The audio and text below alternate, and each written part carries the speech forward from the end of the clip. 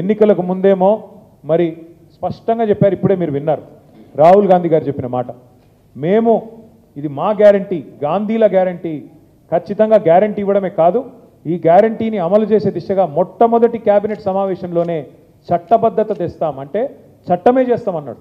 చట్టం నుంచి తప్పించుకోలేరు ఎవరైనా సరే, ఏ ప్రభుత్వం అయినా సరే, కాబట్టి చట్టం కూడా చేస్తాము మొదటి కేబినెట్ అన్నారు. మరి ఇప్పటికీ బహుశా నాకు తెలిసి ఒక 30 కేబినెట్ సమావేశాలు అయినట్టున్నాయి.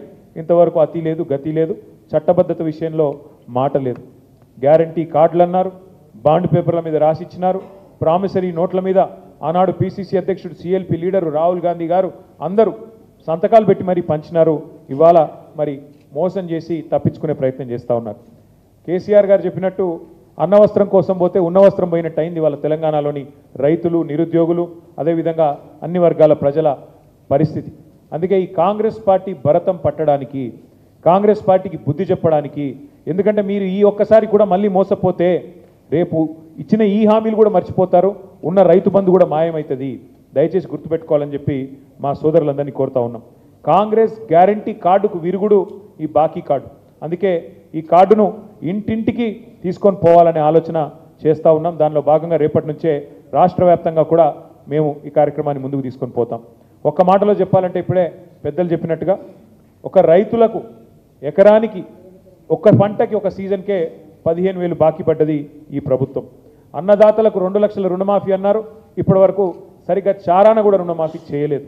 కౌలు రైతులకు 15,000 బాకీ, రైతు కూలీలకు 12,000 బాకీ, ఆటో అన్నలకు దాదాపు 24,000 బాకీ, మహిళలకు నెలకు 2,500 రూపాయలు బాకీ, పెళ్ళైన ఆడబిడ్డలకు తులం బంగారం బాకీ, మా పేద అవ్వలు తాతలకు నెలకు 4,000 బాకీ, చదువుకునే విద్యార్థినులకు స్కూటీలు బాకీ, అట్లాగే అన్ని రకాల వరికి 500 రూపాయల బోనస్ బాకీ, అందరికీ అందలేదు 200 యూనిట్ల గృహజ్యోతి, చాలామందికి బాకీ, పేదలకు ఇస్తామన్న ఇందిరమ్మ ఇల్లు బాకీ, ఉద్యమకారులకు 250 చదరపు అడుగుల స్థలం బాకీ, అట్లాగే యువతకు 5 లక్షల విద్యా భరోసా కార్డు బాకీ, 4 కోట్ల మంది రేవంత్ రెడ్డి గారికి పడ్డ బాకీని గుర్తు చేయడానికే, 4 కోట్ల మంది కాంగ్రెస్ పడ్డ బాకీని గుర్తు చేయడానికే ఈ బాకీ కార్డు తీసుకొస్తా ఉన్నాం.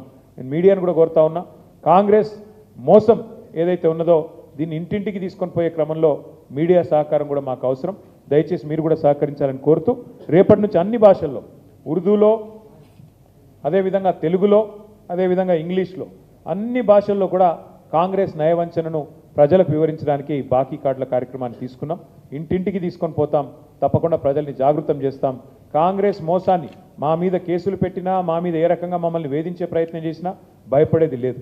మేము ఒకవైపు లీగల్గా న్యాయపరంగా ఎదుర్కొంటూనే అన్ని రకాలుగా కూడా న్యాయస్థానాల మీద మాకు నమ్మకం ఉంది కాబట్టి ఆ కార్యక్రమం చేసుకుంటూనే, మరొక వైపు ప్రజల తరపున ప్రధాన ప్రతిపక్షంగా గొంతు విప్పుతూనే ఉంటాం, కాంగ్రెస్ పార్టీ నిలదీస్తూనే ఉంటాం. కాంగ్రెస్ పార్టీ ఇచ్చిన హామీలు అమలు చేసేదాకా వదిలిపెట్టమని చెప్పి మళ్ళొకసారి తెలియజేస్తూ, ఇవాళ మొత్తం పార్టీకి సంబంధించిన మొత్తం అగ్రశ్రేణి నాయకత్వం మొత్తం కూడా ఈ కార్యక్రమంలో మాజీ మంత్రులందరితో సహా పాల్గొన్నది. మరి చివరిగా 2 लफ्ज़ हिंदी और इंग्लिश में मैं कहना चाहता हूँ.